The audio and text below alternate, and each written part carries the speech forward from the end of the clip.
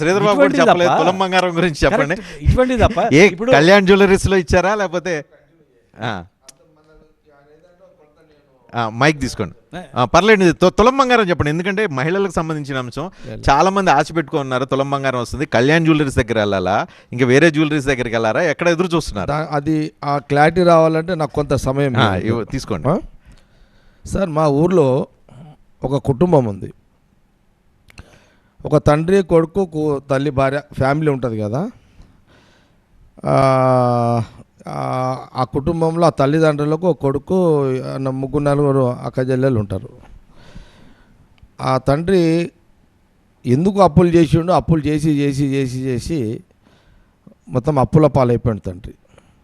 అది దాని తర్వాత బాధ, అప్పులు చేసిన తండ్రి ఏం చేయలేని పరిస్థితులలో అదంతా బరువు అంతా వచ్చి కొడుకు మీద పడ్డది. ఇప్పుడు అంతా ఆ అప్పులన్నీ కొడుకు మీద పడ్డది. కొడుకు ఏం చేయాలి ఇప్పుడు? తండ్రి చేసిన అప్పులని సంజాయించుకుంటూ, అప్పులను సంజాయించుకుంటూ ఆ అక్కజల్లలందరినీ ఎట్లా బతికించాలని చూడాలి. ఇప్పుడు కాంగ్రెస్ పార్టీ పరిస్థితి రాష్ట్రంలో అట్లుంది సార్. అది ఇప్పుడు కాంగ్రెస్ పార్టీ ప్రభుత్వం అట్లుంది. అక్కడ అయ్య చేసిన కొడుకులు అప్పులు కట్టాలి, ఆ కొడుకున్న అక్కజల్లలందరినీ కూడా బతికించాలి. హామీలు ఇచ్చేటప్పుడు ఇవన్నీ తెలియలేదా? అందుకనే క్లారిటీ ఇస్తుంది సార్. అది కూడా ప్రజలకు కూడా క్లారిటీ ఇవ్వాలి. మీరు అడిగే ప్రశ్నలకు మా వైపున క్లారిటీ ఉండాలి. కాబట్టి ఎగ్జాంపుల్ చెప్తున్నాను మీకు. ఎగ్జాంపుల్ చెప్పిన మా బాధ్యత ఏంది. ఇప్పుడు ముఖ్యమంత్రి రేవంత్ రెడ్డి గారు, మా cabinet minister, Congress government sir ప్రతిదీ కూడా రాహుల్ గాంధీ గారు ముఖ్యమంత్రి గారితో, ముఖ్యమంత్రి గారు రాహుల్ గాంధీ ప్రతి డైరెక్షన్ అక్కడి నుంచి వస్తుంటుంది. ముఖ్యమంత్రి రాహుల్ గాంధీతో మాట్లాడుతుంటాడు. వారు చెప్పిన 6 పథకాలు అమలు చేసే ప్రక్రియలో రాహుల్ గాంధీ గారి యొక్క కమిట్మెంటు సీరియస్గా ఉంది. ఇక్కడ సమస్య ఏంది, 1 ఇయర్ అయింది, ప్రతిపక్షాలు ఎందుకు చేయలేకపోతున్నారు అనే దగ్గరనే చర్చ సార్ ఇదంతా.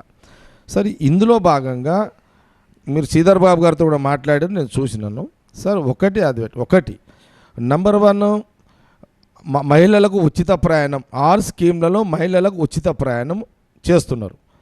ఈ 10 నెలల నుంచి అయితే హ్యాపీగా తిరుగుతున్నారు సార్. గతంలో 10 ఏళ్ళ టీఆర్ఎస్ కేసీఆర్ గారి పరిపాలనలో ఆర్టీసీ కూని కాబట్టి సార్.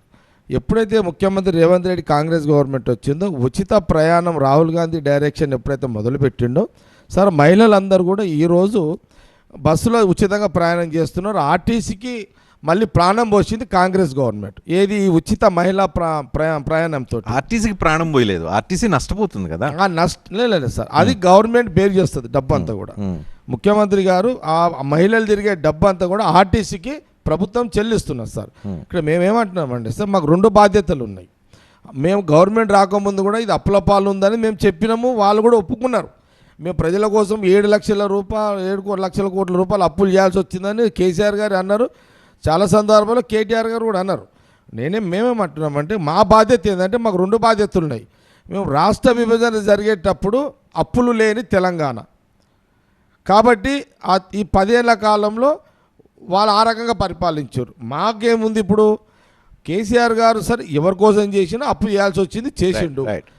అది విమర్శ కాదు, నువ్వు చేసినవు. మా బాధ్యత ఏంది, మేము ఆ 7 లక్షలకు ఇంట్రెస్ట్ కట్టాలి, కొంత అసలు కట్టాలి, కట్టుకుంటూ మేము 6 స్కీములు చేయాలి. మీరు అన్న పాయింట్ ఏంది సార్, తులం బంగారం అనేది మీరు అన్నారు 1 ఇయర్ అయింది. మాకు ఇదే ప్రాబ్లం. ఇప్పుడు ఏంటంటే ఖచ్చితంగా ముఖ్యమంత్రి రేవంత్ రెడ్డి గారి క్యాబినెట్ మినిస్టర్ రాహుల్ గాంధీ గారి డైరెక్షన్ చేయాల్సిందే. ఆలస్యమైంది. తొందరగా కొన్ని విషయాలు మీకు చెప్పకుండానే తులం బంగారాన్ని విషయంలో కానీ, లేదా 2500 రూపాయల విషయం మహిళలకు కానీ, లేదా 2000 అదనంగా పెన్షన్ విషయంలో కానీ, ఈ 200 యూనిట్ల సరిదిద్దే కార్యక్రమే కానీ, 500 ఉచిత సిలిండర్కి సంబంధించి కానీ, ఏదైతే సోనియా గాంధీ రాహుల్ గాంధీ గారు చెప్పారో ముఖ్యమంత్రి రేవంత్ రెడ్డి గారు, ఫైనాన్స్ మినిస్టర్ ఉత్తమ్ కుమార్ రెడ్డి గారు, శ్రీధర్ ఎంటైర్ క్యాబినెట్ మినిస్టర్లు ఆ ప్రక్రియలో ఉన్నారు, డబ్బు సమకూర్చే కార్యంలో ఉన్నారు. సార్, ఒక పెళ్లి చేయాలి, బాధ్యత తండ్రి బాధ్యత మేము నెరవేరుస్తాము. బిడ్డ పెళ్లి చేసి పంపాలి అని అంటే డబ్బులు సమకూర్చుకోవాలి. మాకేమో గత ప్రభుత్వము అప్పులతోటే రాష్ట్ర మాకు ఇవ్వడం జరిగింది. మేము మళ్ళీ తప్పు నేనేదో పట్టా. నీకు ప్రజలు ఇచ్చారు, నువ్వు ఏదో చేసినావు. కానీ సార్ నా అనుభవంలో చెప్తున్నా సార్, ఒక ముఖ్యమంత్రి అప్పు చేసేటప్పుడు అప్పు కట్టే విధానం కూడా ముఖ్యమంత్రికి ఉండాలి. అప్పు చేయడం గొప్పతనం, నువ్వు అవసరానికి అప్పు చెయ్యి, కానీ అప్పు కట్టే ఒక విధానం కూడా ముఖ్యమంత్రి బాధ్యత అది. రైట్.